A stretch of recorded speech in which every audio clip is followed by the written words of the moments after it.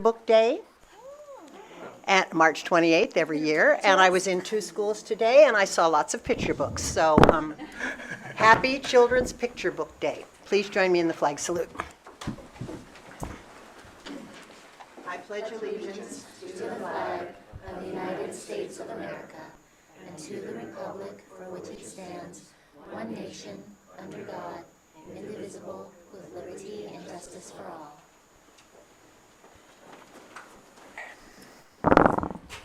Board agenda approval. Any comments about the board agenda, or I need a motion? I move to adopt the agenda as presented. I'll second it. Moved and seconded. All in favor say aye. Aye. Opposed? Motion carries 5-0. Communication, we're starting with Britt, or who are we starting with? Britt? Okay. Just to let y'all know, we have a new timer. I complained about the timer, and Renee went and got a new one, and I understand it's very loud. So there will be no question when your 3 minutes are up, Britt. Thank you. Yeah, no problem. I don't know if I'll actually get the full 3 minutes in. I don't have a lot to say, but I am here to support the bus drivers tonight. I'll have more to say at other meetings that, as we go on, and I plan on making all of them this year. So without further ado, this article came out March 27th of 2019, the Mercury News, and it's about shortage of bus drivers. And as you know, we were happy to know that we'll be going back to the table to save hours that were possibly going away for our bus drivers, and we're looking forward to working with the district to resolve and possibly stop, maybe, because we are listed in here as Cupertino in this article as possibly having a problem finding bus drivers. So I believe that the 8 hours that we put on the board I don't know how many years ago, helped us get drivers and retain drivers.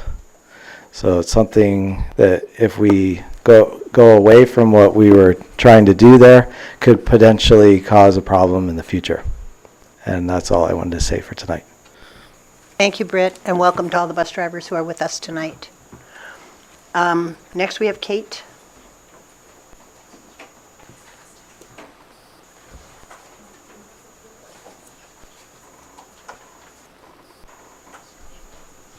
I'm asking some of our bargaining team to come up with us. Thank you.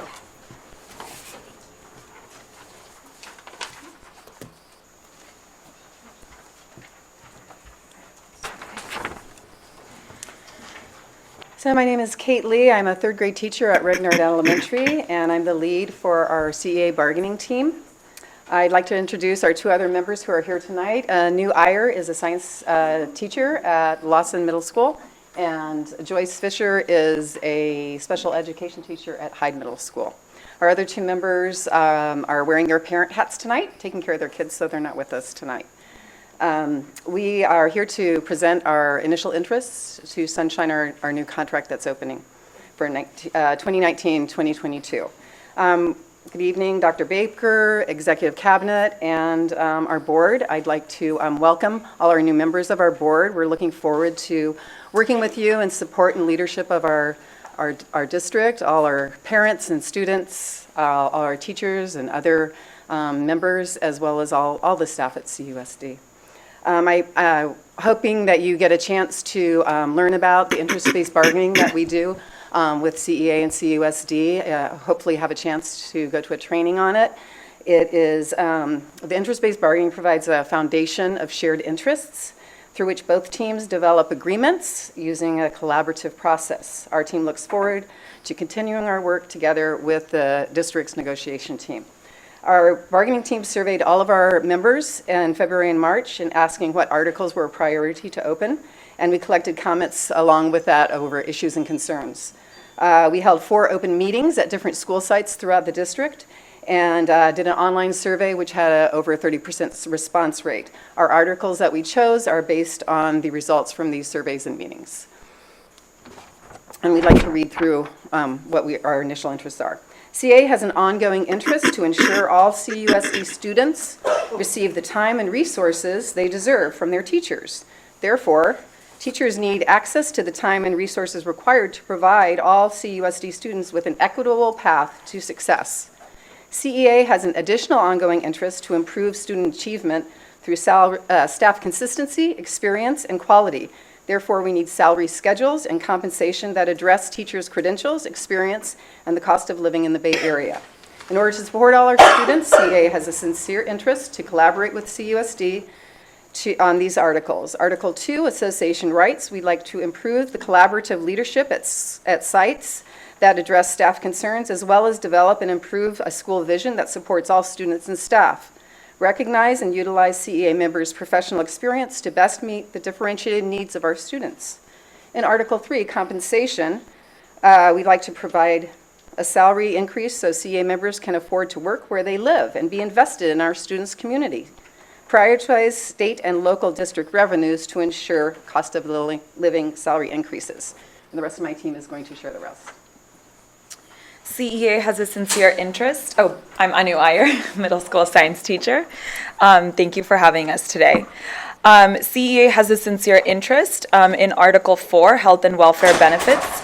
We would like to collaborate with the other bargaining units and CUSD to make the district's benefit plans more equitable, affordable, and comprehensive. We would like to prioritize continued access to current plan providers and provide programs and policies to promote wellness of CEA members. We also have an interest in Article 7, class size. We would like to address the effects of increasingly differentiated instruction and classroom behavior management and the need for smaller class sizes to achieve the best learning environments for all CUSD students to succeed. We would like to ensure that class sizes and support services allow teachers to reach all of their students and meet all of their needs. Hi, again, I'm Joyce Fisher. I'm a special education teacher at Hyde Middle School. We're also interested in Article 12, which addresses teaching hours. We feel that we need to address meeting CUSD students' differentiated needs and the increasing time requirements for planning, preparation, and targeted instruction. We feel it's important to prioritize state and local revenues to provide teachers planning and preparation time, as well as increase support personnel to ensure equitable support and instruction for all CUSD students. We feel it's important to prioritize substitutes for planning and assessment release days. We want to address adjunct duty equity and requirements. Article 13 addresses part-time employment with full-time credit. We feel it's important to provide greater flexibility and options for participants while ensuring consistent, qualified instruction for all of our students. And finally, Article 16 addresses support services.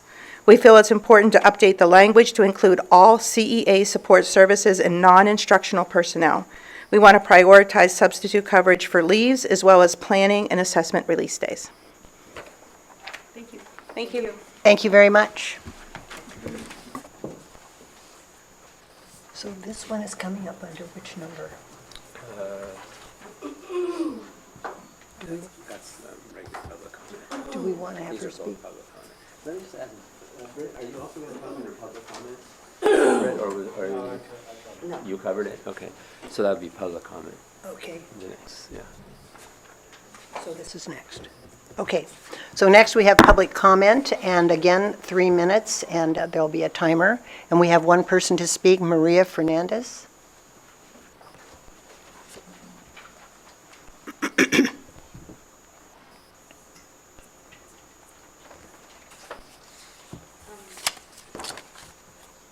As you know, we're here with all of our bus drivers, and of course, I'm a bus driver. And we'd just like to take the time to thank the board members for their support. It is really important to attract and retain drivers and to be fully staffed to have those 8 hours.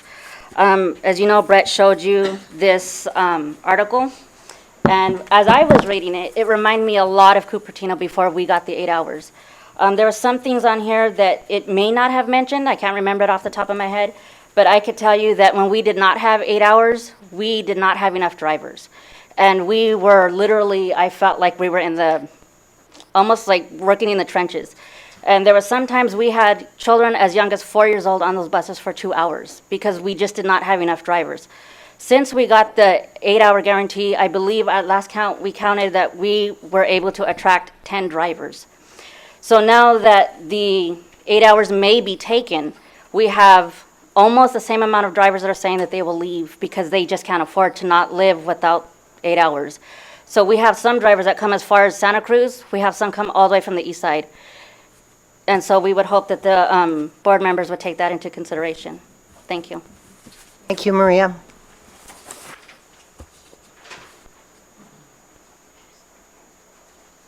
Next, we have the consent items, 4.1 and 4.2. Do we have a motion? I'll move items 4.1 and 4.2 for adoption. Second. Moved by Lori, seconded by Sylvia. All in favor? Aye. Opposed? Motion carries 5-0. Discussion, Board Policy 3580, District Records and Data Retention. Jeff.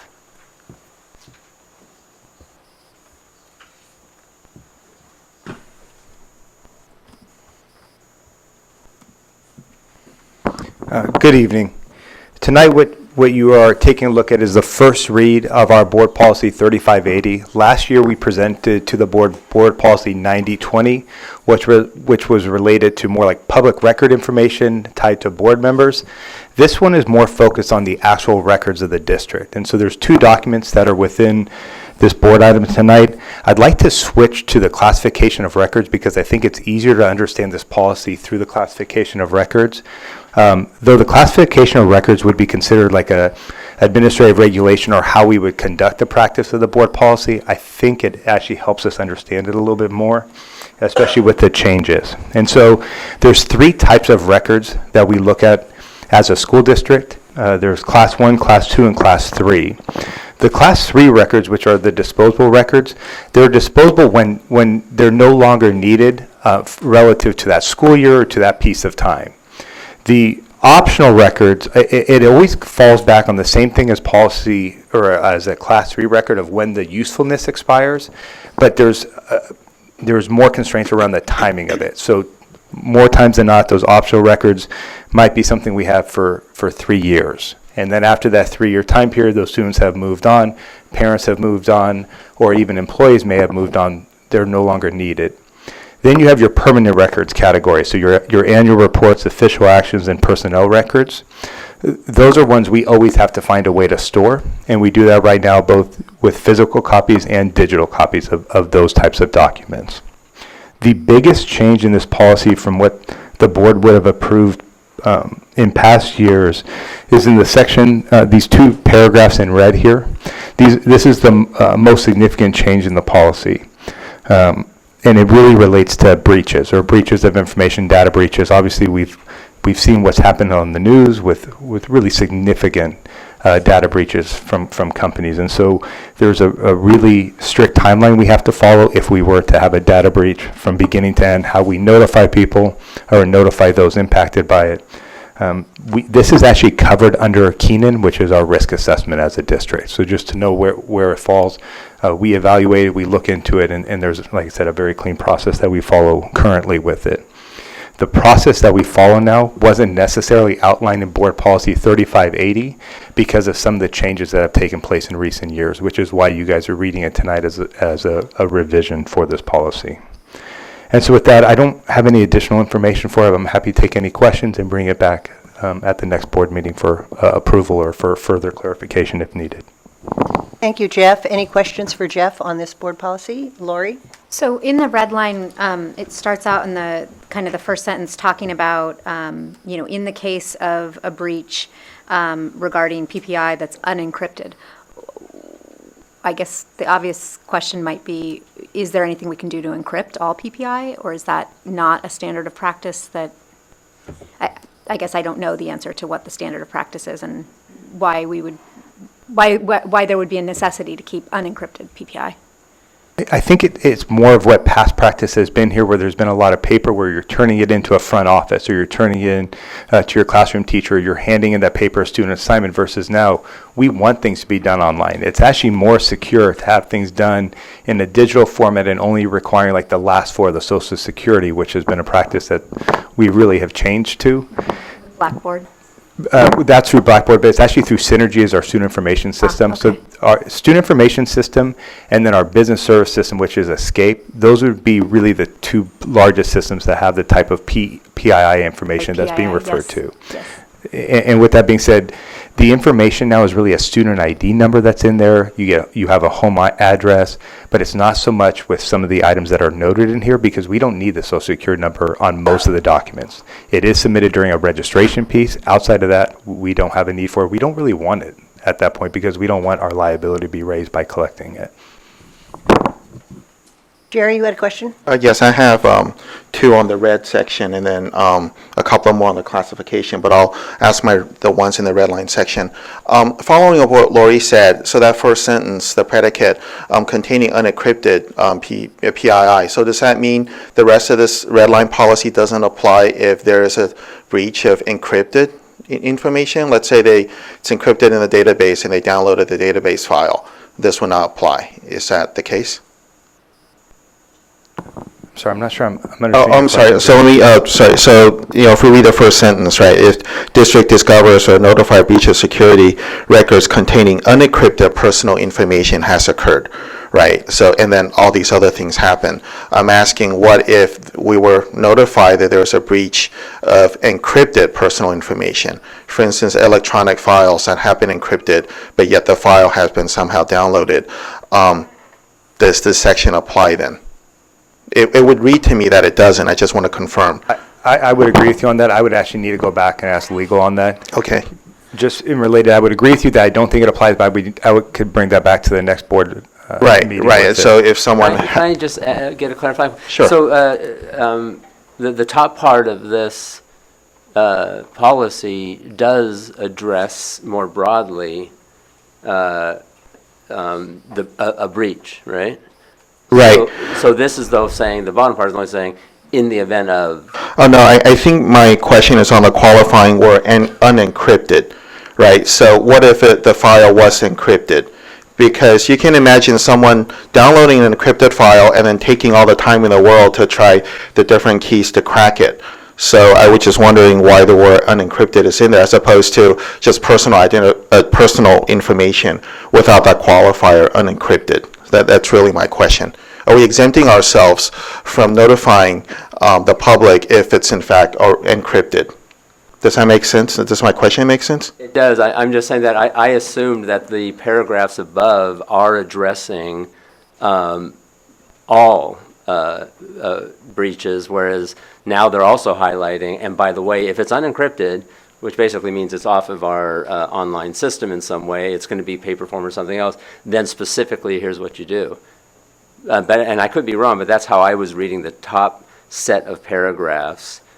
For example, one says, in the event of any known or reasonable suspected breach of security of district records containing confidential personal information, blah, blah, blah. So it's running through that, but then it's also highlighting, and that's the difference, is it's highlighting, and by the way, in the event of an unencrypted breach, here's the process. So I understand. I read Okay. those in total. Okay. It's not, it doesn't stand alone, in other words. Sure. Right. Okay. Yeah. All right. So it sounds like you've answered my question, which is if an encrypted file in fact is exposed, we still have a notification responsibility as covered by the sections that are not changed in black. I'm sorry, I think if I may jump in on that. Sure. We do have a piece where we do have to notify. What we do look at is, and I think it is important to know, about 80% of all breaches are because someone gets in through the credentials of an employer or an individual. Most of them don't take place because you actually get in through your infrastructure. Right. And so with that being said, whether or not it was encrypted or unencrypted in that case, we do have a need to notify those impacted. Okay. All right. And I do think we should, I think it's a good point that you're raising, that it could be that that's sort of unnecessary and redundant to specify it as unencrypted, And so I do think it's worth us asking legal about that, just to make sure, so we can Right. do that. Okay. And then my second, thank you for that clarification. My second question is, in the notification, it says shall happen in a timely manner. I'm just wondering, for generally, how is that interpreted by the courts or whatever? What does timely manner generally mean? So we're unique in California in that our timeline isn't necessarily called out from the legal sense, but we would be judged very heavily if we didn't respond within 30 days. So other states, it's pretty typical, you will see a 30-day window that's really defined, and that's 30 days of when you are aware that an incident takes place. In California, they don't say you have to hit that 30-day mark, but I mean, I think our legal would almost guarantee that if we hit that 31st day, we would have to have some justification as why we did not, why we were not able to respond in a more timely manner. Thank you. Satish or Yeah. Sylvia? Yeah, I have Satish? a quick one. So is it not a standard policy across California? Is it like why there is a change for us, or why we are updating this? Like this should be quite standard, right? I would say it is standard. I think what we have found, and Leslie and her team go through all of our board policies, and we look for at the bottom of all our documents to tell us when it was first brought to the board or adopted by the board, and what our revision history has been. And when laws change, especially when you're talking about anything related to technology or infrastructure, it changes so fast. Technology typically changes a lot faster than a policy does, so we're always kind of playing catch up when it comes back to that policy. So for something like this, even though we may have adjusted our practice a few years ago, we're now at the place where this board policy specifically is being recommended for an update. Thank you. And I would say it's a pretty common question why we end up writing policies for things that are already in ed code that say you already have to do something, right? But sometimes what happens is legislature dictates you have to create a policy at the local level that addresses this. And that's why you have that redundancy sometimes, and that's what this is. This is actually a requirement that we have such a policy passed by our board. I was wondering because the same issues or same challenges everybody should be having, right? So Right. it's not pertaining to our board or our district alone, right? No, everybody's doing this Yeah. pretty much, yes, and are mandated to. Anything, Sylvia? You had some more questions, Sherry? Go ahead. Yes, I do. Regarding the other document, the rules for classification. So I understand that that's not policy, but since this was brought up, I had a couple of questions. So on the pupil record section, there are a number of data items that's enumerated. I guess my first question is that an exhaustive list? Is this meant to be examples of these, or are you enumerating the actual information that is being stored, for instance, under mandatory permanent? I would never say it's an exhaustive list. When we went back to our DWK, our legal firm, to ask for more clarification on what the policy means, they identified the most common areas in a school district, or most common items, that a district would need to keep. Okay, so then one of the items I know the parents are asking optional ethnic information. I didn't see that on there. What category would that be in? Would that be permanent or an interim or? I would need to go back and double check that. I would have guessed interim, but I don't want to speculate on it. Yeah, just because it matches a lot of health information, special ed participation, so it kind of matches that set that they gave as an example, but it might be a good one to have in any document that we're sharing if that is something that's within. I just would be curious. I think there are, just be curious, ethnic information, whether or not that's retained permanently. The last item on mandatory says high school. I presume that's some sort of a typo. In our case, it would be middle school, right? Because we don't really, they go off wherever. And We typically just, in our district, we've kept most of the items 3 to 4 years after they've graduated high school at times. Oh, I see. For most of the items that they're talking about here. So we really are looking at from a high school standpoint. I see. Okay, thank you. I'm sorry, one caveat, with the exception of email accounts for students. So with student email accounts, when that child goes to high school, they have approximately till December of that following year. The permanent items are kept till after high school. All right, thank you. Any other questions? Okay, this will come back to us then and for approval. And I assume when it comes back, Jeff, you and Craig will bring us the clarification for the questions that were asked tonight. So bring discussion action so you can see the responses and have it as a second read, but be possibly able to pass it at that time? I think so, yeah. I don't think we want to bring it back on consent because we have some questions. Yeah. So discussion action, I think, is good. You agree? You all Yes. agree? Okay. All right, good. Thank you. Thank you. Thank you, Jeff. Next, we have recommendation for adopting the K-5 reading program. Welcome, Lynn. We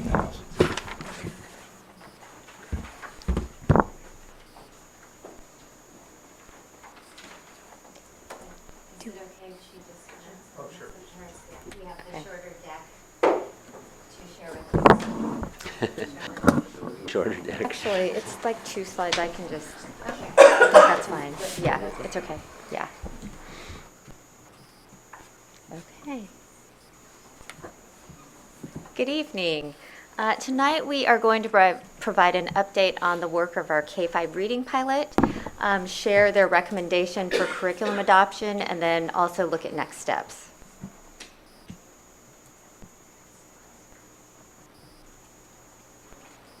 So, actually, I'm going to skip this one and go to the next one. After a year-long vetting process, we identified 2 programs to pilot this year. The vetting process, we looked at 4 curricula.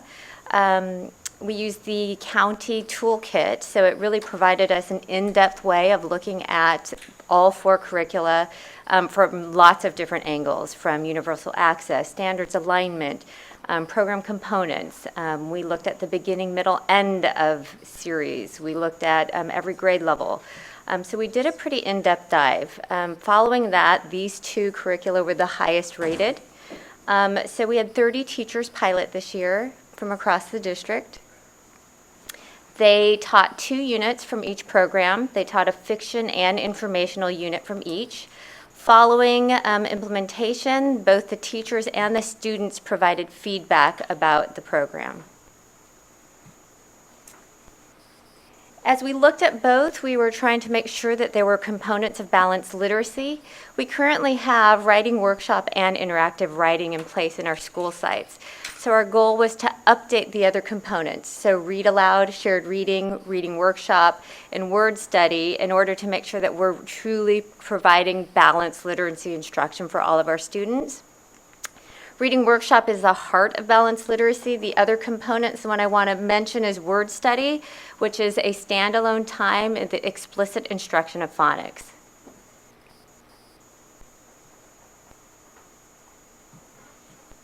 So this is summary of the results from the teachers that piloted. So units of study, you can see on the top, and then benchmark on the bottom.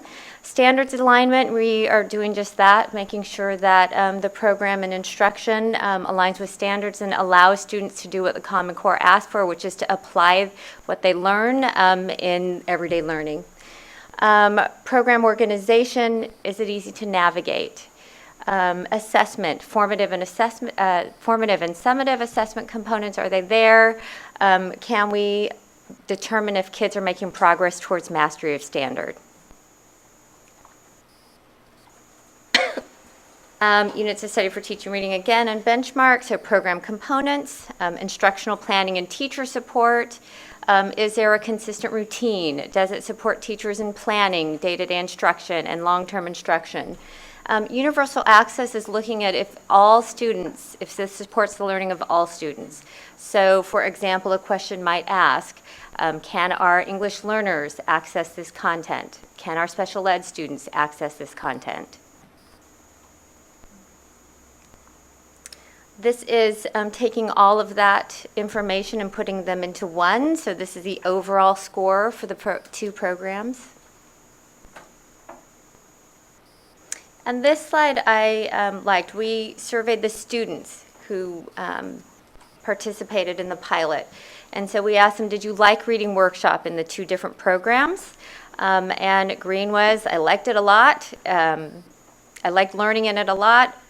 The other was, I liked it sometimes. And red was, I did not like it. Did you learn reading strategies? I learned a lot of them. I learned a few. I didn't learn any.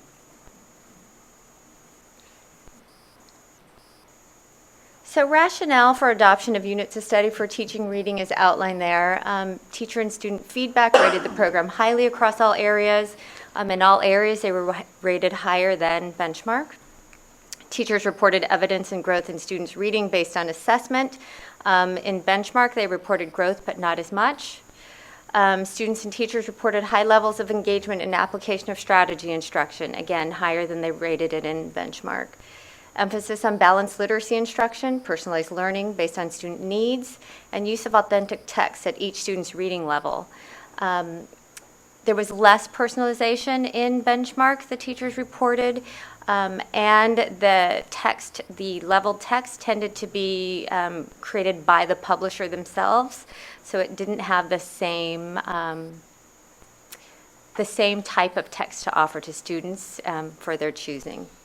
Integration of foundational skills, spiraling curriculum, comprehensive teacher materials, and that the program complements the district's writing program. So next steps. First, we would be seeking board approval at the April 11th meeting. We are looking at a phased implementation plan, so sites would be determining their readiness for implementation in either 2019 or 2020. We would be doing a materials order. Professional development would be ongoing for both teachers and administrators. We know that this is integral to any new initiative to make it sustainable and to actually have it impact student learning. We will continue to look at how we support all students, including our EL students and special education students, our high achieving students, and our struggling students. So that is a key part of this program, is that personalization. And then finally, making sure that we keep our parents involved in the process and that they know what this shift in instruction may look like and how they can best support their students at home. Any questions? Okay, this is a discussion item, no action tonight, but do we have any questions from the board? Satish, do you have a question? Can start with? Go ahead. Okay. I think quite a lot. Okay, so that's fine. I'll summarize. How is it different from our standard? So is it something which we introduced now, or we have our standard reading programs anyway, right? So how is it significantly going to be different? Well, first off, our current program is not Common Core aligned. It was adopted prior to the Common Core standard. So I would say that's the main difference. This program is Common Core aligned. So that's a huge difference right off the bat. If you go beyond that, even just the structure of the program is much different. In our current reading adoption, all students read the same text. In the new, students are reading books at their level. In the old adoption, that same text, obviously, there's no choice involved. And so now students would be reading books at their level and that they choose. In the old adoption, what I would say is it would not be unusual for a student to read one story across the course of a week and do a lot of activities around the reading. In this, students are reading eyes to text every single day, which is how we improve student reading. Going to move on? Yeah, Okay, move who on else and has a I'll- question? yeah. Sylvia? So first of all, I just want to say thank you for all of the data. It's really good to see, just especially the student feedback and the teacher feedback. And I know the Houghton Mifflin textbook from the one that the students currently use. Yeah, this is the personalized learning, I think, goes a long way towards what we're trying to achieve with students and with teachers and their flexibility. I had a couple concerns with the universal access because I noticed for both of the pilot programs, it wasn't great numbers. And so I'm especially concerned with the ELD students and how that's going to get integrated because I know already there is some challenge there. So if you can address that. Yeah, I think what happens with a core program is that really, I think you have been talking about MTSS. It's really that tier 1 program, so it's meeting the needs of most of your students. And then students who need, say, tier 2, we would need to do further intervention. What I can say about this program is that because it is so personalized, what our teachers have shared with us is that their EL students are able to access this content much more than before. So for example, because we know each, and our special ed students, struggling high, we know exactly what their reading level is. They're matched to a book that they can independently read, and then they're working in one-to-one or small group instruction with a teacher on exactly what their learning need is. So we're meeting kids right at their edge versus one lesson to everyone and hoping that we hit the target. So that universal access piece, I think a core program will probably not meet every single piece of that tier 2 and tier 3, but it's not really built for that. So we would make sure that we have tier 2 and tier 3 interventions in place. Jerry, Lori, go ahead, Lori. All right, sure. Let's see, I'll just, so if you could go to the slide on the rationale.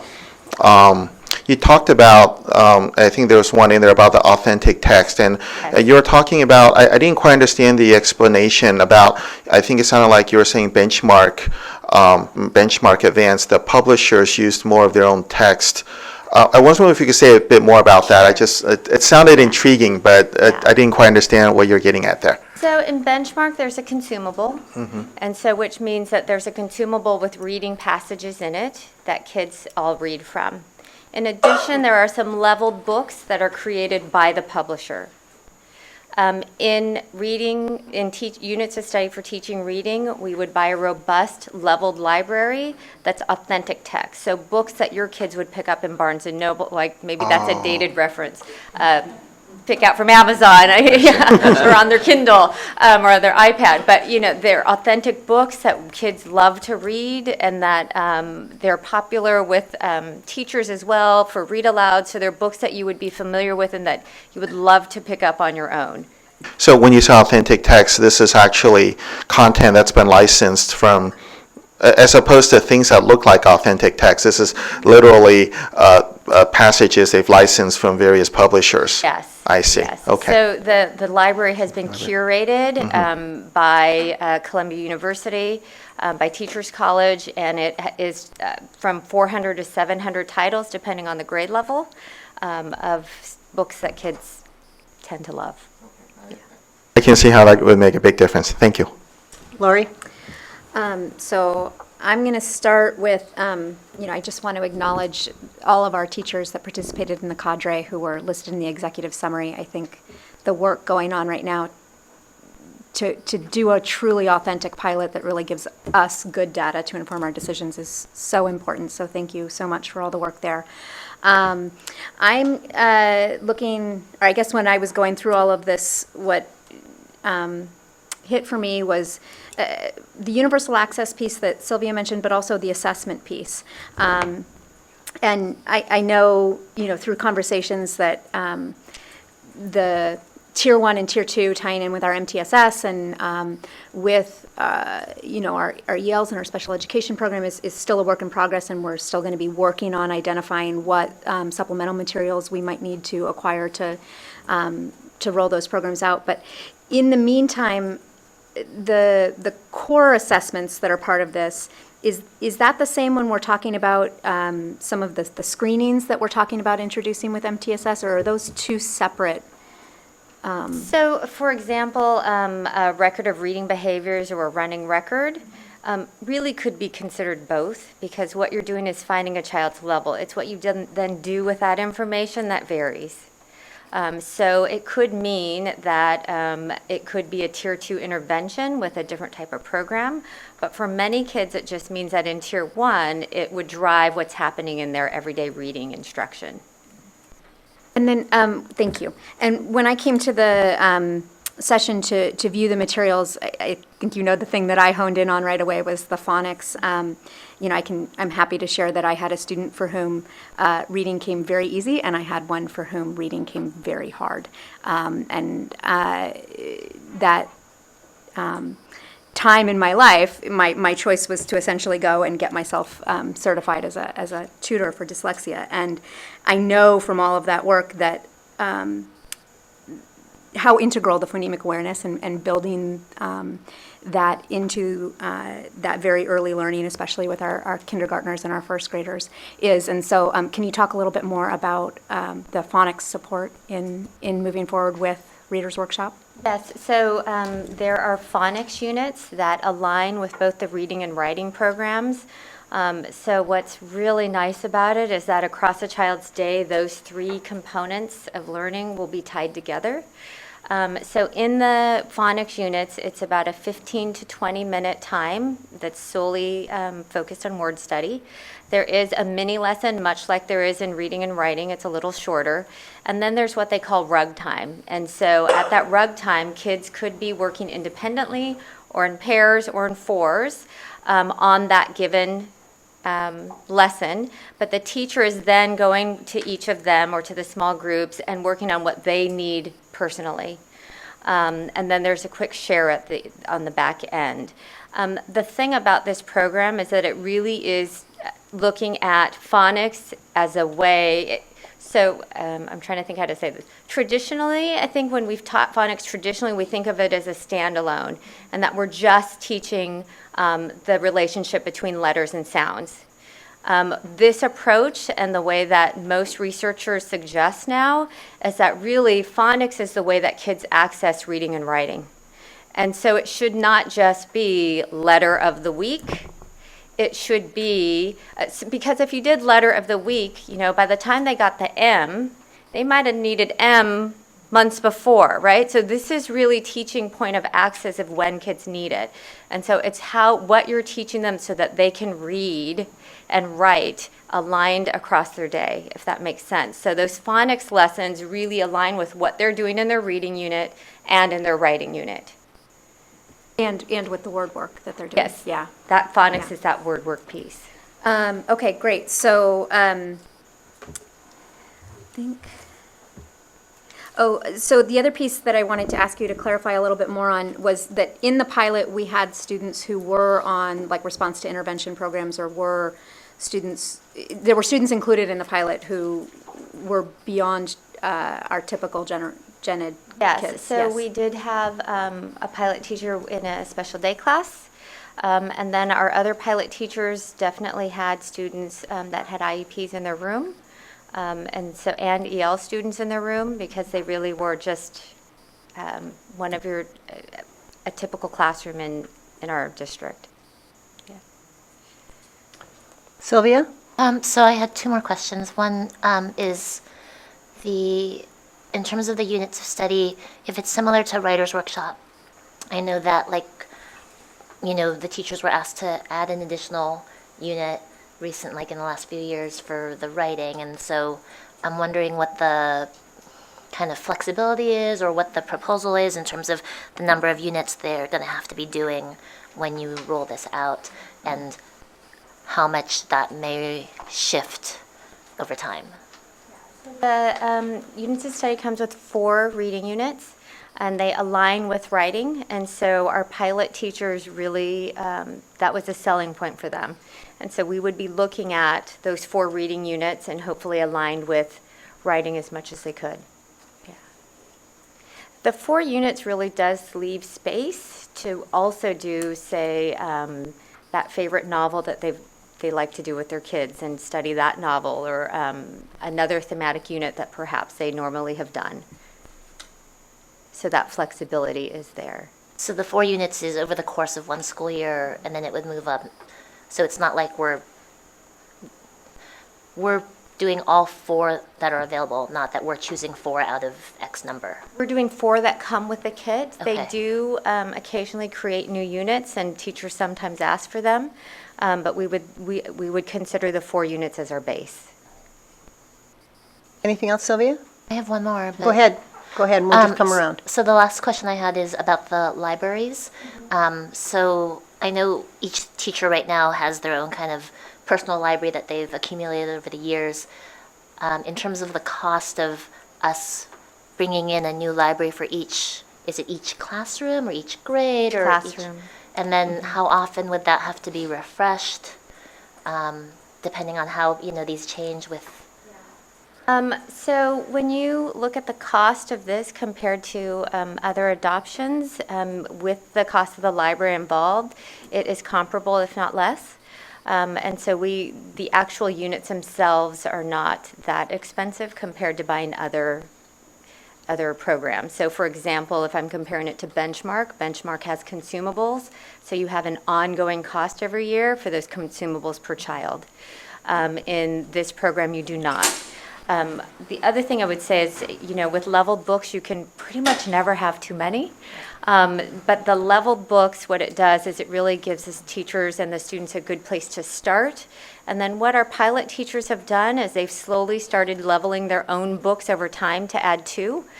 Some of our teachers have huge libraries, and others are just starting out and don't have as many. So we want to at least have this baseline of the Teachers College library, and then teachers can start leveling their own books as we go.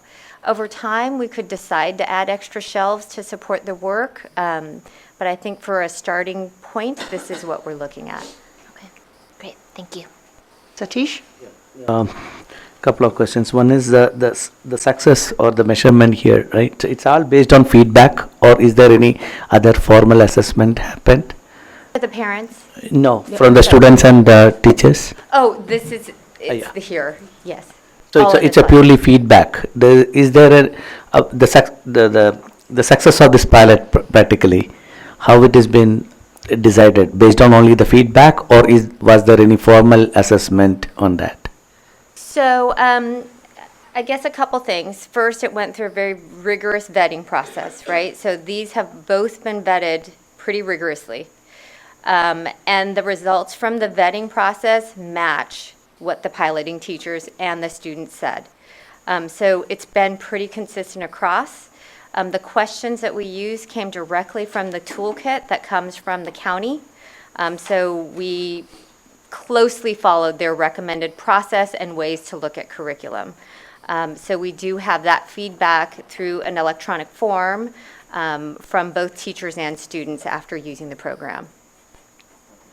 Thank you. The second one is, I saw it's a next step we said about the phase implementation, right? So Yes. is it like, what is that, can you a little bit more elaborate on that phase? Sure.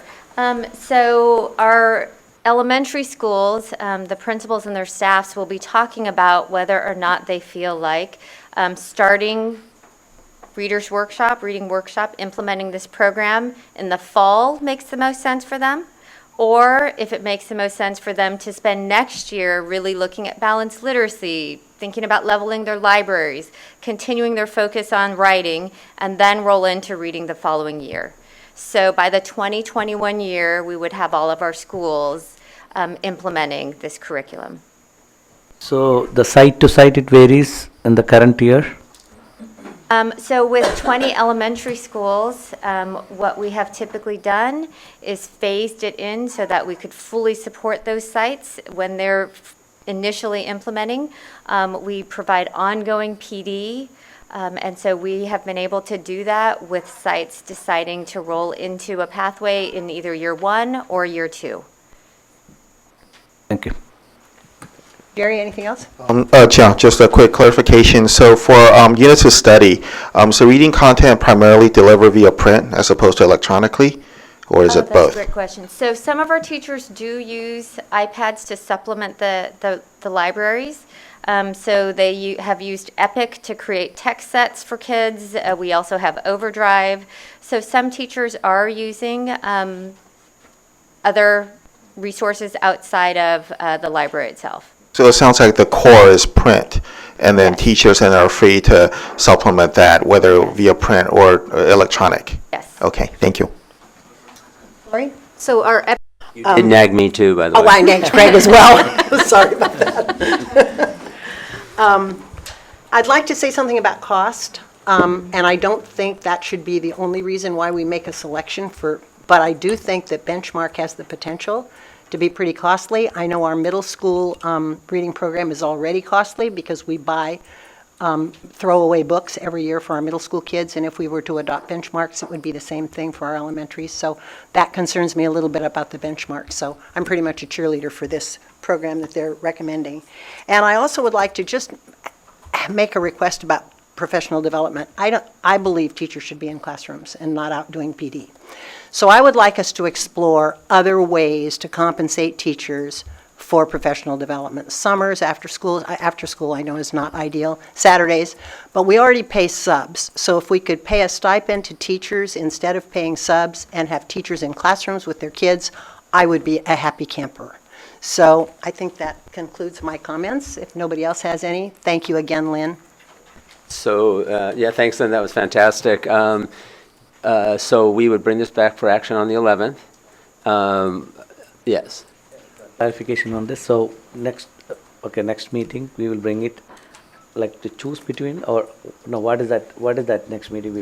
We bring forth the recommendation of the committee, just flat out and say, we're hoping that you will pass this. And if you have thought that, my takeaway is that people aren't having questions about that. It's likely that people are okay with it. That if I know that tonight, we will actually start laying out what, when would we order, when do we get there, because we are on a tight timeline. So our goal is to have it passed on the 11th. But if that's a problem, I'd prefer to hear that right now so we can talk about that. I think pretty much we are, unless you guys, yeah. Yeah, I will share. I'd just like to know approximately the number of sites that think they're moving forward and about what our cost per site is going to be, but that wouldn't keep me from Right, got it. taking action on it. Yes. So just to clarify, we are not making a choice. We are either approving Or not. what the committee recommended Okay. or not approving it. Okay. Yeah. So we're good to bring it back on the 11th? Nobody? Okay, perfect. All right, thank you again, everyone. System alignment and LCAP approval process discussion. Whoa, that's a tough one. And I'm assuming that's Allison and Leslie, it looks like. Okay. And then we'll be Craig. We're going to tag team on this. Yeah, All right. we are. I Yeah. think. Yeah. Do Okay. you want to Oh, kick off, or are we do going to let the sit- superintendent talk too? We can start. If you want, do you want to intro it, or do you want me to? You intro it. Okay, I'll intro it. Great. So our purpose tonight, we're bringing back to you some of the slides that you saw at the last meeting. There were a lot of questions in regards to how does a strategic plan align to a LCAP plan and align to a SIPSA. And so we have an example of that for you tonight. We also just wanted to make note of some of the important dates on the horizon where we'll be continuing, or Allison probably, will be continuing to bring back information for you in regards to the local control accountability plan and the SIPSA plans, the school site plans. We want to talk to you a little bit, or remind you that the structure of that LCAP document, it's a couple hundred pages long. And it's quite complex, and so we are going to ask that you spend some time looking at our current LCAP so that you understand the structure, and then we want to be available as a district team to be able to facilitate conversations at any time. They could be one-on-one, they could be in board sessions, to dig into it as needed. And then finally, Craig is going to lead you in a process discussion so that we can talk about where are we now, where do we need to be by that June 13th, 2019, and what do we need to do and provide you with so that we can get to that June date and be confident that we can approve that LCAP, because we want to make sure that you're informed. We want to make sure that you have, you're a big part of this conversation, you get your questions answered, but we also know that it is April. Is it almost April? Almost April. And we've got a short timeline. So we want to talk about, okay, what do we need to do to get us there? So Allison had shared with you at the last meeting. So we've got your strategic plan. It's that big vision for students. It's a 5-year plan. For us, the challenge is that we don't have that in place yet. And so the model that I'm going to show you gives you a strategic plan strategy that may not be a strategy that is actually ours. It's a draft strategy. And so when you look at these examples, you'll say, well, how did we come up with that? The strategic plan strategy that I'm going to share on the next slide is just an example of a strategy in a strategic plan. It is not ours. Following that, we've pulled one of our current LCAP goals. So we will move forward this year. It's our 3rd year of our local control accountability plan. Most likely, we'll move forward with those same goals for this year. Next year, when we enter the year with a strategic plan, we hope in the fall adopted, we will probably look at, okay, then what, based on our strategic plan strategies, what are those goals that we need to change? And it's sort of that next year is that reset date or reset year anyways. And then followed by that, we have an example of how a school site goal would align to an LCAP goal and then align to our strategy under a strategic plan. Thank you for the board member who caught my error. So this slide is new because I won't even explain how I got there. But one of the strategies, so again, this is a draft. A strategy in a strategic plan could read to develop networks of educators, peers, community members to ensure the highest quality of instruction in support of all learners. Actually, that's the old one. We didn't get the new one updated. It's right there on the next It's slide. right there. So, sorry, board. This was the one that we corrected, and I believe it is in front of you. And we thought we uploaded the new slide. So I'm gonna. Why don't you just go to the third one, because all three of them are there anyway, right? Should we go to that Yeah, one? right. Okay. So I'm reading it, thinking. Okay. So, go back. Strategy. So, creating a dynamic learning environment where learning is personalized, integrated to ensure academic success and the development of the whole child. So, if that were a strategy and a strategic plan, a goal that might fall under that in an LCAP would be that we maintain a keen focus on ensuring students' academic success and development of the whole child. We'd have actions that would fall under that in our local control accountability plan. At a school site level, what we hope is that their goals are aligned to our district goals and our strategic plan. And so an example of a school site goal could be that all students in kindergarten through 5th grade will demonstrate growth in their written language skills as measured by assessments from units of study and CASP results for 3rd through 5th grade students. And then again, the school would list what are those actions, what are the things that we're doing at our site to make sure that we are achieving those goals.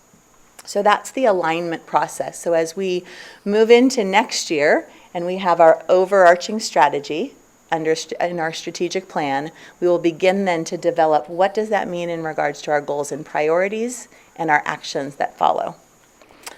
I'm going to turn it over to Allison. She's going to talk a little bit about the timeline. Yep. Do we have this as a separate document? That one didn't get in either, so we referred to him. I think it's what Jeff just loaded.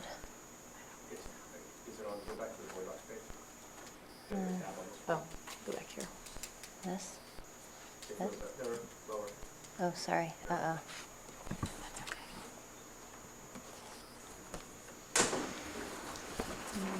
You want to go here?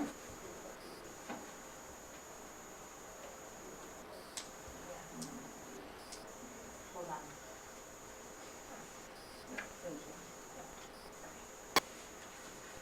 Okay, so, oh.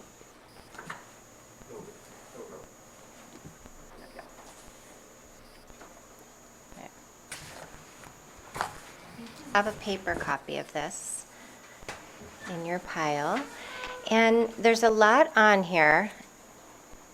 And I just want to reassure you that we don't need to know all the details that are on these pages right now. What we're trying to do is give you a sense of really what that local control piece really means. We wanted to give you a sense of what's happening on our end of things in terms of all of the stakeholder conversations and process pieces that are going into us helping to get this to approval, and then to highlight in red for you where your roles will show up in that larger context.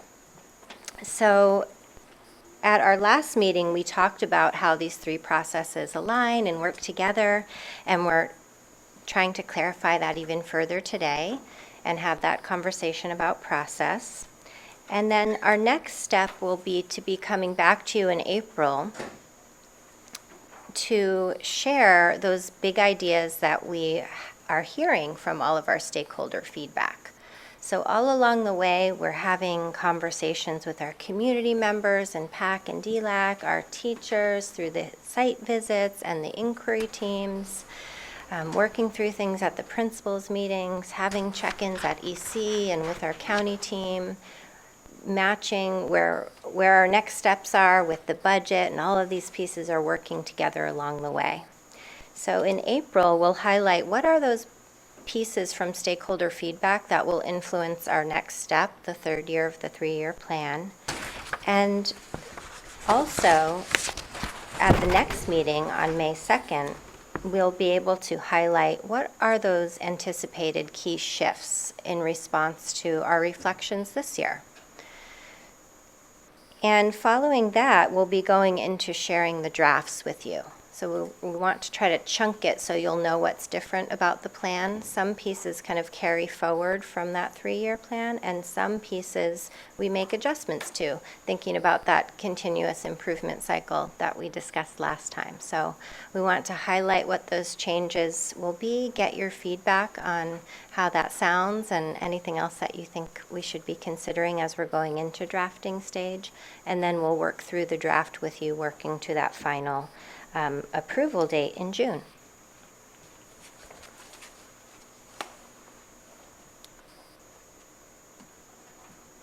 My cue?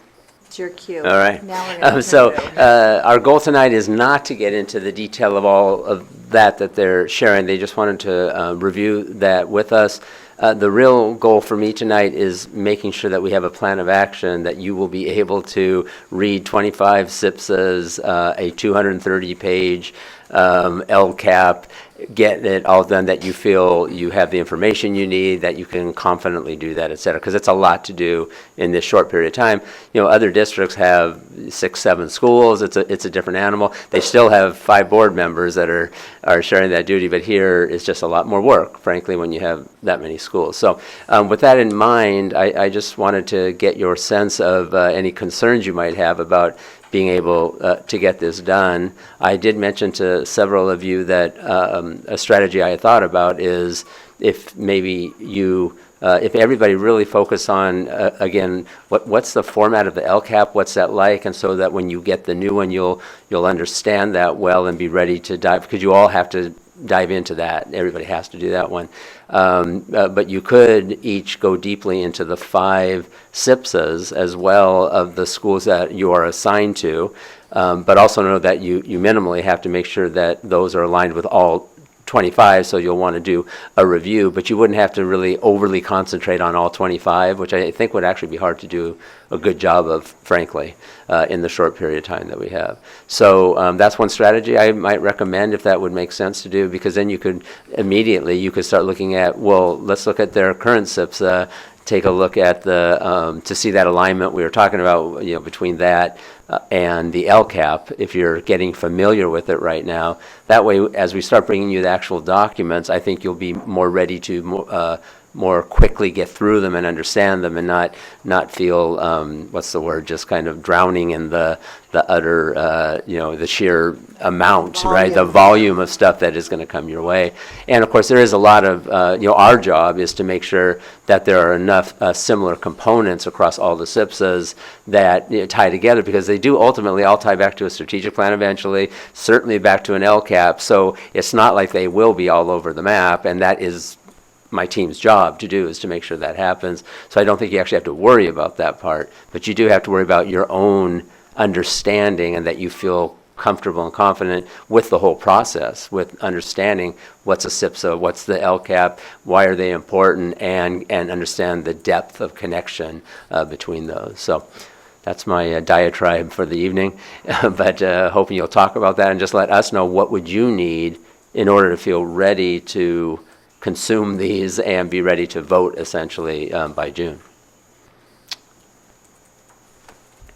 So I just have a question. If we decided we wanted to go with delving deeply into our 5 schools, then would there be a process for some sharing of that, or how? Amongst you all? Yes. Yeah, because we have several meetings on here. My thought is we would be able to use those as a way to check in on them. I'm assuming you would, as I can't remember which one of you said that, I think it was Leslie, that our real hope is that you would then be checking in along the way and saying, I was looking at, Faria's SIPSA, and I have some questions about it. You could ask me or the team or anybody, and we could start talking about it, so that we don't have to wait for the meeting to do it, but then we would be able to report out to each other about what we're learning And when would we expect to have these SIPSs in hand to look at? They're coming together with the LCAP because we're trying to align the system. So the principals are actively working on it right now. You've been coaching them along all year. And, sorry. We should say that. So one of the shifts we've made this year is to align the process for all the reasons that we were talking about. So we actually have a new SIPSA template this year and new timing so that we're bringing it to you all at the same time in the spring. So the principals know that they need to complete the SIPSAs and have their check-ins along the way with their directors by early May, and then we'll be helping them with any final edits and bringing them to you at the same time that we're bringing the LCAP. So we've let them know to expect to hear from you. I think that there can be a lot of conversational work that will probably be much richer than even looking at the actual document, because you'll be able to hear how they're working it through and what they're thinking about as they're putting it together. So if you sent this out to us, I apologize, I missed it, but it would be helpful for me to see the template, the SIPSA template. I don't know how the rest of you feel, but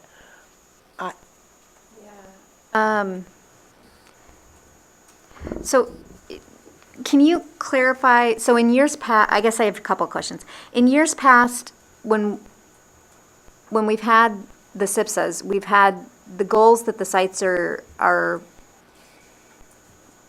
formatting their SIPSAs off of have largely been driven by what the goals that we have in the LCAP. So are we Correct. are we different? Are we doing something different this year, or are you still expecting your sites to pretty much be using the LCAP goals? So yes, primarily many of the SIPSAs, most of the SIPSAs are driven by CASP goals prior. And we want to broaden the alignment to reflect the work of the schools and the district. So one of the shifts that we've asked them to look at is not just CASP, look beyond CASP, looking at the work that we're doing around positive school climate and social emotional learning, local data, things of that nature. So they're going to look a lot more different site to site this year than they have in years past, is what I'm hearing? Or they may? Want to have, we've asked them to be sure that it reflects the real work of the school, that it feels like a useful document, and that it reflects the themes of the work that we're all working on together. So we want alignment, but not cookie cutter, right? Because that's the spirit of the individual schools too, and the work that they're doing. So we're really trying to emphasize that it should be a plan that reflects the real work of their next steps, and that we want to emphasize that over sameness. And I want to be sure we're on the same page that the differentness, it should not be about the goal, it's about the data. And the reason you'll be different is because not all kids are the same, and schools will have different data Strategies points because of that, yeah. would drive why they would focus more on something versus another school, right? Yeah, absolutely. No, which sounds great, but then that brings us back to the fact that we're a district that doesn't have 6 schools, we have 25 schools. So how do other larger districts address this? Do they form an ad hoc for this? Do they form multiple ad hocs for this to focus on individual sites? Or in Los Angeles, do they have their board members? Oh, well, they have a whole different, yeah. I mean, yeah, so they have different structures with us, and I can't speak to exactly what it is, but ultimately, maybe we need to step back and say, oh, what is the job of the board member in relation to a the SIPSA? SIPSA, And, yeah. right? So, from my perspective, you're really more than anything else, 90% of what you're doing is saying, did the district follow a process? Did the schools engage in it earnestly? Are they reflecting on data and what their needs are, and involve their parents in a conversation and students in some cases, et cetera? So you really are assessing your comfort level with a process that the team went through. More so, honestly, than the product itself. So does the template capture that in some sort of executive summary format? I mean, if it was an executive summary, I can totally look at 25 of them. If it's the full SIPSA, what I'm imagining along with the LCAP I've been reading for years, I'm struggling with the timeline in terms of. I've been doing it for the LCAP in one school for the last several years, but when I think about doing that times 25. Right, but again, I think with those 25, it would be hard for you, honestly, even if you spent the entire year doing it, if your job were to look at every single box and every detail, align that to every single data point and say yes or no. But I don't think That's that's your not my job. I really Yeah. don't think that's your job. I think your job is to say, did the school, do I believe, which is why it's good for you to concentrate on your 5, because I would trust you and your judgment of, in talking with the principal and with the school, does it feel to you that they did go through the steps, they went through the process, they weren't just throwing something together, they're not being cookie cutter, but it was a sincere process. And then all you can do is your best to say, it feels aligned to me, it looks aligned, I get it, this is our LCAP, these are the SIPSAs, and they are making sense. And I think it will stand out when you look and say, but why is this school so different from this one? And that's the conversations we should have, because they should be different on some levels, but they are addressing similar goals, so they shouldn't be so wildly different that you wouldn't be able to make sense of that. And I just think we're going to have to go with something and try it out, and maybe next year it'll be different, right? We'll say, that just didn't work for us. And I do want to point out that we will, at the May 2nd advance, I think we should just spend a couple hours specifically around this, because that is a time that it makes sense to focus on your goals and your strategic plan and your LCAP, et cetera. So I think we can provide time for us and a structure to have these conversations as well, as long as you've had time between now and May 2nd to look over those things. So does the template include a summary or not? Yeah. Okay. I think one of the best parts of the new template that matches the LCAP is there's a section on stakeholder engagement, and that is the place where the principals will note what did they do for that community engagement process and what were the key takeaways that then influenced the plan. And that's a piece of the LCAP too. So there is kind of an overarching summary of the school, and then that stakeholder engagement piece that'll give you a good sense kind of at a glance. Okay, that's helpful. Thank you. So yeah, I want to hear what everybody else has to I say. see Sylvia has a question. So I have a clarification question. So you're saying that the SIPSAs are being prepared right now for next year? So there is a current SIPSA for this year, right? So we can ask the principals of the 5 schools that we have if we could take a look at the ones that they have currently, just so we're familiar with them, or? Yes, Or are you it will asking be a us not different to- template because the Okay. template changed. And also, as part of the alignment, we stretched out the process. So prior to trying to go for this alignment, we were doing the approvals of the SIPSAs in the fall. And so we've asked them to wait on that so that we can go through this process and align it with LCAP this year. So the last time a plan was approved was last school year in the fall. So we have an unusual gap this year. But that's okay. We went into it knowing that because we need to move the timeline up to get to that alignment and have the conversation. So you can look at the prior SIPSAs, but the new ones, they're different in format and content. So the current SIPSA is the one actually from over a year ago? Right, and we Okay. have said that we have faith that the school teams, whether it's site council or parent advisories that are at the school level, they're still working on their school goals and managing their slip budgets and all of those pieces that have always been true. It's just the paper plan, we pushed out the formality of that piece because otherwise we would never reach that alignment moment. Sure. So I guess just because, Craig, you were saying to get ourselves familiar with it, would it be useful at all to even look at that or just wait? You could talk to your principals about it. I think they'll have something to say about that. Some of those plans are closer to what the next plan will be, and some it feels like the school's, making a shift compared to what they did last time. So it's all helpful background, I think, to get a sense of the journey would be good. And help me with this. We were talking before about the SIPSA is imagined to be a very living document, and so it's not as much you're done with it and it has to stay that way and a year later you do it. It is intended to be, maybe we need to tweak it a little and change it. And so it lives not just in the alignment like strategic plan to LCAP to SIPSA and then you start over again. It's actually the SIPSA informs the LCAP.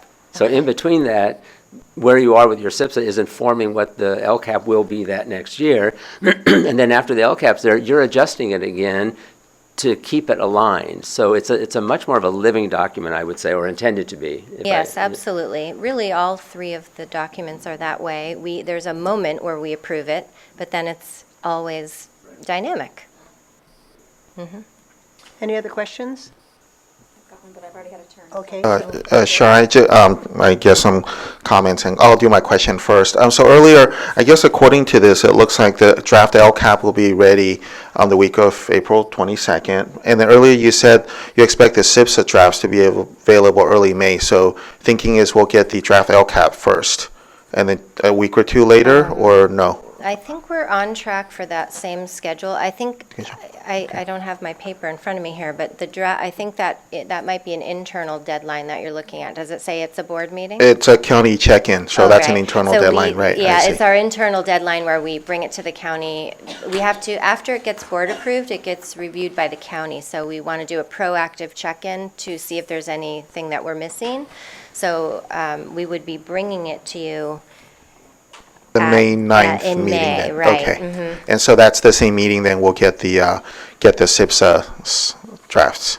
Yes, Okay. that is our intention, Okay. yes. It may come in chunks, like we did with the safety plans too, depending on how all the pieces come together. But that's our intention in those May meetings into June, to bring them as soon as they're ready and get your feedback. All right, okay.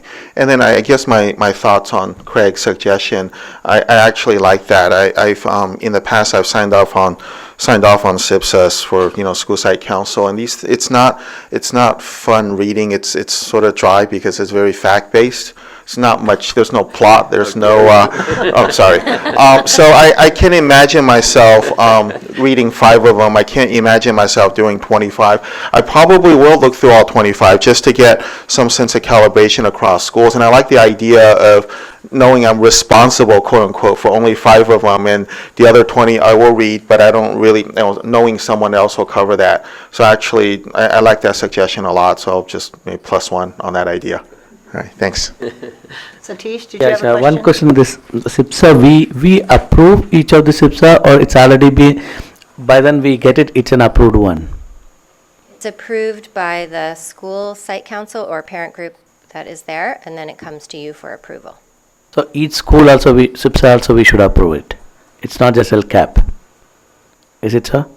Or the whole stack we will be approving it? Yes. LCAP and 25 SIPSAs. Okay. Is that right? Right. Yeah. Yes. The way we did with the safety. Yes. Right. Right. The SIPSA is the school annual plan, and then it's really a local piece. It doesn't go on to the county like the LCAP does. It's locally approved, and then the LCAP is the one that is approved here with the hearing and then goes to the county. No, you said, again, I think, locally approved, but board also approved that, or locally approved by the The school? SIPSA's, yes, board approved. Locally School is approved. board. Board, okay. Yes, Okay. the LEA, the lead Okay. agency, yeah. Okay, back to Lori. So I'm a +1 on the idea of focusing on the 5 and then looking out at the rest of the 20 as well. I'm a little concerned though, because we were talking about making time at the board advance for that, and that's going to be before we have the drafts, right? If I'm reading this timeline right, which by the way, thank you for the comprehensive timeline. Right, but it does say that we'll have the key shifts, LCAP draft. So I'm just saying, there'll be enough for us to have a good conversation on what we have so far. On the which- LCAP, but yeah. maybe not on the SIPSAs? Maybe not, but I think Or- if you're working with the schools, Yeah. and if you're asking us questions in between, I think you will have enough of a sense of it that we can have a good conversation then. Is there any way to, I think I'm okay to say this because this is part of the discussion. If I'm off base, you let me know. So on our 5 schools that we were assigned and we talked about, touching base and assuming that's worked for everybody this year, doing the same next year, but shifting by 5, I would imagine that I'd want to dive deep on my 5, but maybe the next 5 I'd want to look the most carefully at might be the schools that would be assigned to me next year so that I have that building block in my Right, head. that'd be a good intro into that new set. Is there a way for us to know what you are anticipating that would be the likely shift next year for which 5 would be coming to us? If you wanted to add that to the mix, I'm happy to say we're either shifting left or right. that would be great. Okay. I would Okay. find that helpful Yeah, if the rest I of would my, too. I don't want I to would jump the too. gun and assume that that's where we'll land as to moving forward with that next year, because we haven't talked about it, but if we did, hypothetically, which way would we shift, just so I'd know, Right. oh, maybe that's Well, the next if- 5 I'd go If to. hypothetically we rotate this way, we would just like, whoever take would end up Phyllis's. going here, yeah, we'll just Sylvia's. rotate it, keep it simple, something Okay. like that. All right. So and as I think about my to-do list, it sounds like I need to, and I concur with the 5, by the way, I think that's a good idea. I should, between now and May 2nd, make an appointment with each of my 5 principals to sit down for a half an hour and talk about SIPSA? Is that Please.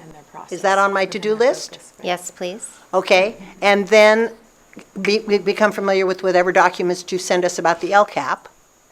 And would that prepare me for the next thing you want us to do? We'll help you prepare along the way as well. One of the reasons why we might not bring the whole document right up front is just to help bring you pieces of it so that you can then look for it in the bigger document. So I think you'll be in really good shape if you have that conversation with the principal. We can send you the blank SIPSA template, the That new would be one, great. and you'll have the LCAP, current LCAP to look at to know where we've been the last couple of years, and we'll help you with the rest of it along the way. I hope, because I'm feeling like I need a lot of help. Thank you. Anything else, Lori? Actually, one more that just jogged my mind with yours. So in years past, we've done like I don't know what to call it. Leslie, what did we call the bucketing that you've done for PAC DLAC before? Have we just called it the bucketing? I don't know what to call it. The sheet where you grouped out all of the different Categories? categories? Yeah, that will be part of the plan, that we will bring something like that. So that you understand sort of I think that when they're talking about key shifts and what are the things that you can expect as changes in the LCAP, it would be brought to you, and it might not look the same, but it's a similar concept. So when that's available, can I put in a request to get a copy of that? Thank you. I think we're going to bring it to the board meeting to present it. Yeah. Yep. Okay. I didn't know if that was going to be Yep. that level of, Yep. okay. Sylvia, I see a question brewing over So there. I just had a question/comment, especially as we're looking with regard to portrait of a graduate and a lot of these kind of characteristics that aren't necessarily assessment-based, innovative, creative, self-directed, those things. But I know that the SIPSA's goals tend to be more quantitative, right? Like, so I'm just curious if as we're shifting or trying to keep that in mind as a goal, does the template maybe reflect that, or is that somehow integrated into how do we measure how that's happening with development of the whole child, for example? So I think that'll be evolving as we're working towards the alignment. Some of the ways that you will see that this year are in things like schools that will be moving forward with the units of study and reading pending your approval. There would be goals around the personalizing piece and how we're going to move forward on that with supporting teachers or setting up the libraries, for example. Also, the pieces that we're working on around social emotional learning, you will see that reflected in school plans as well. So the larger alignment around our systems for assessment and those pieces will come as we get our strategic plan in place and we look towards the future, next steps. Already we're seeing lots of alignment around these themes that we shared at PAC and DLAC, and we've been bringing to all these meetings, these ideas around personalizing for kids, integrating learning, being sure that we're supporting our collaboration for teachers, partnering with parents. Those themes are showing up across all the conversations, so you will see pieces of that in the way that is being lived out at the schools right now, and it will be a place where we'll continue to grow, I'm sure. Anything else? Any board members have any other questions, comments? Sounds like we have our work cut out for us. Okay, good. Thank you very much, Allison and Craig and Leslie. So our next item is 6.1, approval of Board Policy 6152.1, placement in mathematics courses grades 6 through 8. Did you have any comments about this? Or, oh, we're going to hear from Marie. Okay. Oh, are we doing a, okay. But what sometimes we ask, is this the kind where we would want to just see if there's a motion and a second, and then see if there's more question, and then we'll dive into it? Because it might be, I don't know. Might be done with it. Okay, so do we have a motion to approve the math placement Board Policy 6152.1? So moved. And a second? I'll second. Okay, moved and seconded. So now, is there any further discussion on Are math there- placement? Yeah, exactly. Did you have specific questions or comment on this, or? The yet revised again Board Policy. I am seeing that there may be a public comment, and that may generate questions for me, so can we? Hear the public comment first? That, and is there anything you guys wanted to say to us? Okay, Wait for your question. Yes, we can. okay. Yeah. All right, so Kim James? That's it, right there. Do you want a copy here? I can lend you mine. I can't use CUSD guest to access anything on my phone. So, oh, you're fine. I just, Kim James, I'm at Hyde Middle School. I've been working with Marie as math advisory, but I wanted to make two quick comments. I'm sorry, would you mind just? Oh, I yeah, just thank wanted you. to make two quick comments about the changes to bring to your attention before you decide. This fourth paragraph on the first page, I just want to make sure that well, let me backtrack because I wasn't ready for this. They've done a great job, I think, overall with your comments and their changes, that this has been written very well now, in the sense that it's not too specific, but there's still a few things that I feel are kind of broad. And that's in this one because it says that they may occur during the school year. And I just want to make sure that, and I know this is mainly for students who aren't doing as well, that might need to be moved down in placement to help them feel more successful. But I'm afraid what it might open up to parents who feel their kids should move up in placement. So just to keep that in the back of your minds as you read through this and approve it. And then the last one, as a board, I am asking that you hold the superintendent or designee responsible for making sure that teachers, counselors, administrations, and others have received the training for placement, and they also have the opportunity to collaborate about instructional practices. Over the years, I've been here 21 years, a lot of times we start things and then they don't follow through. And so for CPM, 4 years ago, we had great training throughout the year and then nothing. And so to at least have been able to collaborate with other schools, especially for the 5 middle schools, because there's things that I know teachers at Kennedy are doing that I would be like, oh my gosh, could you please share that with me? And I would never have known if it hadn't been just happenstance that we were at the same meeting. And so I really, really would like to push that you guys hold the district responsible for making sure we get that time to collaborate. Thank you. Thank you, Kim. Okay, anybody on the board have questions, comments before we go to a vote? So on that note of may occur during the school year, we have in there that the rest of that sentence is when the school principal and designee determines that a child would benefit from a change in placement. And their determinants, I just want to clarify and make sure I understand it right, that the school principal and designee would determine that based on all of those ARs that we've already looked at. So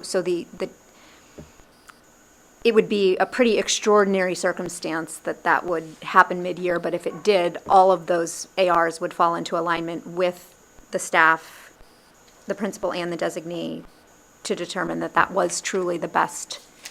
It wouldn't be a norm thing. It would be a pretty extraordinary circumstance. Okay.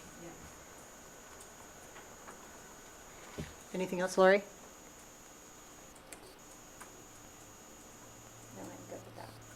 Anybody else? Ready for a vote?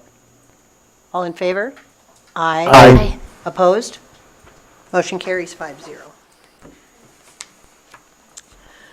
Action, approval of the district's reopener proposal for the negotiation of the CEA-CUSD agreement. We need a motion, or I guess, are we going to hear from you, Stacy? Okay. We need a motion and then discussion if we need it. So would someone make a motion, please? I will move that we, let's see, we're on 7-1. 7-1, thank you. Approve the district's reopener proposal for negotiations with CUSD CEA agreement. Second? Is there- I'll second it. Okay, Satish. Any discussion? All in favor? Aye. Opposed? Okay, motion carries 5-0. 7-2, again, we need a motion for the approval of the resolution. I move that we approve Resolution 18-19-15, approving a debt issuance and management policy in accordance to SB 1029. Is there a second? Second?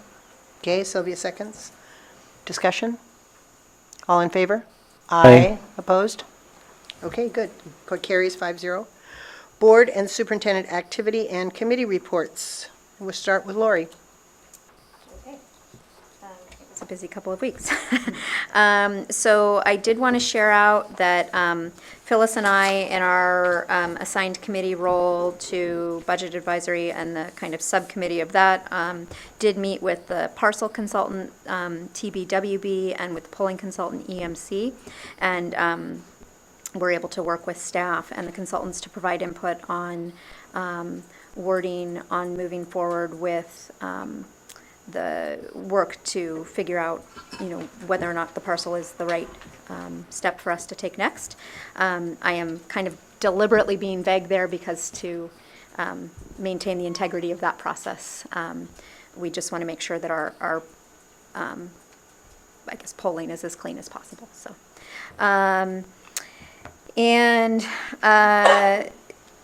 continued with my site visits. I met with Faria and got to see the work of one of our wonderful alternative programs there. And attended, I think, almost the last, not quite the last, CUSD 25 meeting at Collins, and it was a super engaged, energized group of parents. It was a great meeting. Yep. And we've had some email follow-up after that from some parents who are jazzed and ready to go, so that's been exciting. I know I'll let others talk about it too, but the CUSD Central Kitchen Tour was a wonderful opportunity to learn about our nutrition and food services program. And then I wanted to give you guys an update on the Santa Clara County School Boards Association meeting from last night. Ted Lumpert was there, who's a long time, I think he's served in the California Assembly, Senate, and as a county supervisor. In addition now, to, yeah. or maybe it was the county school board of education, but very, very involved. And children now, I'm just mentioning it because you might want to go look it up to learn more about it, is a consortium coming together to advocate for kind of pulling in all of education under one umbrella, so from cradle to college. So high quality childcare and preschool all the way up through higher ed. So it was a great talk, and I would recommend you go look them up. Bonnie Mace, our executive director, shared that there's going to be a grant writing workshop that Santa Clara County School Boards Association is going to be putting on. The date of that is September 19th. It's free. It's with California Consulting. So if we think we have any grant writing opportunities coming up that either staff or board members would be interested in, that will be September 19th. Mary Ann Dewan, our county superintendent, gave a presentation about the Census 2020 campaign, which will include school districts, so we should expect to hear more, it sounds like, in May and June about what the county will be asking us as a district to help with on spreading the word about the 2020 census. The actual count date isn't until April of 2020, but the campaign for that launches this summer. And then Delegate Assembly, I was not elected. but thank you for your support in that. But there, I guess, was close enough that they had a three-way tie for one of the spots, which one person bowed out, so then we will need to re-vote on a two-way tie, so if we... I've alerted Renee. I Okay, got the you got it? email. Okay. And so we should be getting materials to consider at our next meeting. Perfect, that's all I needed to check in on. So that is the County School Board Association meeting. Jerry? Sure.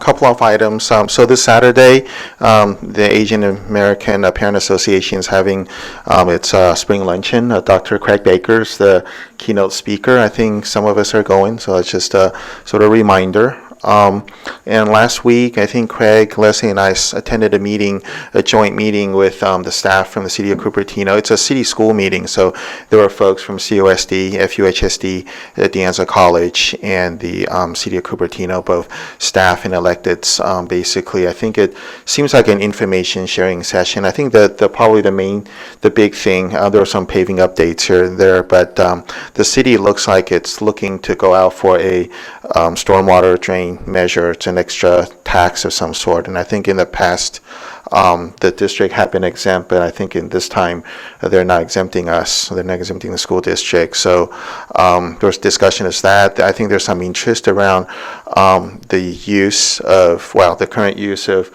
school space as sort of counting as open space, park space for the city, and some of the discussions around that. Dr. Baker had suggested that perhaps for these meetings it might be good to sort of, rather than, or in addition to being a status update meeting, to actually have some projects of mutual interest to work on. Had a conversation with Vice Mayor Liang Chao, and who she supplied a very long list, a very good list around traffic, programs, potential use of school facilities as meeting rooms, so basically a long list. And so, at some point, so on the Cupertino City Council, Satish and I have been in touch with some of the council members. We'll try to set up the meeting. So it looks like Council Member John Willie is the person that is their school liaison, and so we'll meet and maybe go through that list and see what makes sense. Anyway, so there's that. And then I was at Sedgwick this afternoon, and I learned that Principal Derek Jackson actually coaches basketball. Every time I go to these schools, I find a little cool thing, and I think for him, for the school, I learned to have a Friday talent show, weekly Friday talent show, which seems like a really good idea. Sedgwick's Got Talent, and it turns out he also coaches after-school basketball, which is, wow, imagine having a principal coach basketball. Anyway, so that's something to share from that. Okay, thanks. Satish? Okay, we had, for 25, we had been to John Muir last week, and Leslie took us to actually Cupid Doodle. That was a great experience for us. We had a live, practically, two classrooms. One is Mandarin based, and the one is the English thing. It was pretty good, and we were able to watch. And I think even this meeting was pretty good, like probably, maybe the longest which I attended on this 25 was in John Muir. It was for an hour, but I think almost like an hour and a half we spent there. Good questions, a lot of questions from general facility to everything. That tomorrow we are going to West Valley, so I think again Saturday I'll be there with you. I think you're for the program which you are going to give a speech. Yep. Okay, yeah, I think busy weeks, and this morning we were there for the Project Cornerstone. Yes. Yeah, that you missed it. So it was a long day for us. 6:30 we started, and still we are here, not back home. So long, I forgot it. Okay, thank you. Sylvia? So just to follow up on what Lori said, the tour of Central Kitchen was eye-opening, very eye-opening, and quite impressive, actually. The fact that so much food production and assembly gets done in that small amount of space, and watching the ladies move around the equipment and just be so efficient, and yet so, like, you can see how much they're doing it with love. I think we agreed that they have a marketing problem, that people's perception of school lunch isn't actually the reality. And so just finding out that even like the cookies are made of whole grain and low sugar was like, what? I couldn't believe it. I mean, so it was really a great experience to see. The fact that they're self-funded also is, I don't know how they're doing it. So I don't know if, I feel like any way that we can try to support them, like whether that's through facility, like obviously through facilities and things like that, I think is something we should try to do. So the other things, it's been a busy couple weeks as well. Did site visits at, I feel like I've been all over the place, but what I've seen, which has been really great, is I went to Lincoln to the STEAM fair. So Jerry and the PTA did really great.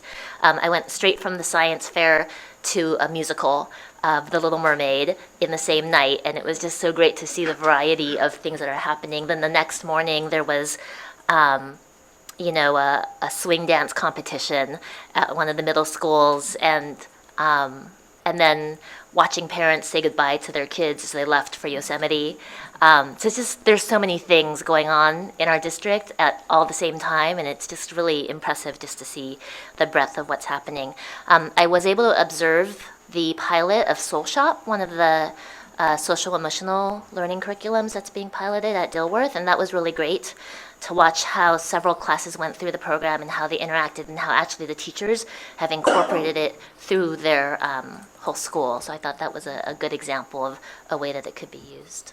So, oh, and then last one is I attended one of the HGD info sessions. I don't know, I think some of you also attended some of them, right? The one I went to was in the middle of the day, so it wasn't that well attended, but there were definitely some pointed questions. I feel like Heidi and Allison answered them well, but yeah, now that I think it's being piloted, I think parents are starting to pay more attention perhaps now than they were before the process was happening. Okay, good. So I've been continuing with site visits and will continue to do that. One of the things that you all need to know as you come through and become board president is one of the things that we're asked to do is to serve on the Teacher of the Year selection committee.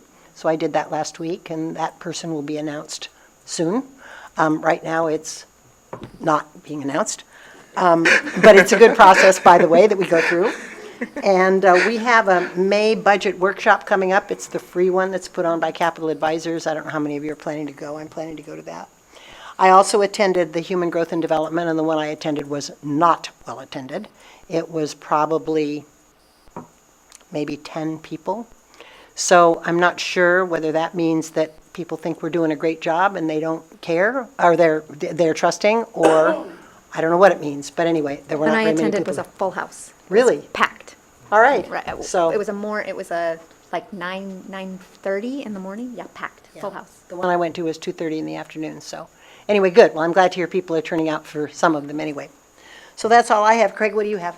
Happily, tomorrow is the final 25 of the 25 at West Valley, so I'm looking forward to that. A reminder that April 29 will be our first meeting of the coalition. So we are we've set that date already, and we're reaching out, making sure we have a parent leader and principal coming on that day.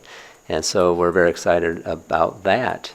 Also, you might want to check the staff report from the city, which has in there a letter from Apple about their intent to invest in transportation-related matters, and a huge amount of that is around our schools. Jeff and Travis were part of the team, and so there you will see a lot of investment going into safe routes around all of our schools, almost all of them actually. And so you might want to take a look at that spreadsheet and just see what's on there. It is in their staff report that came out today. Did you include that in your Friday update? Yeah. Thank you. Okay.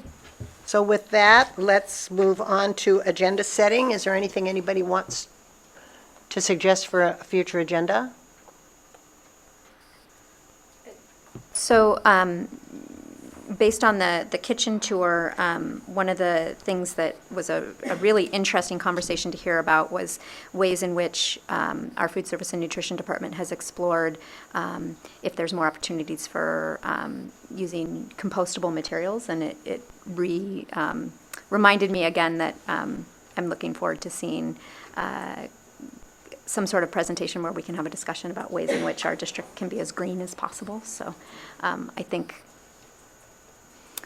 that will probably come as part of the facilities update to a certain extent, the master plan to a certain extent, but.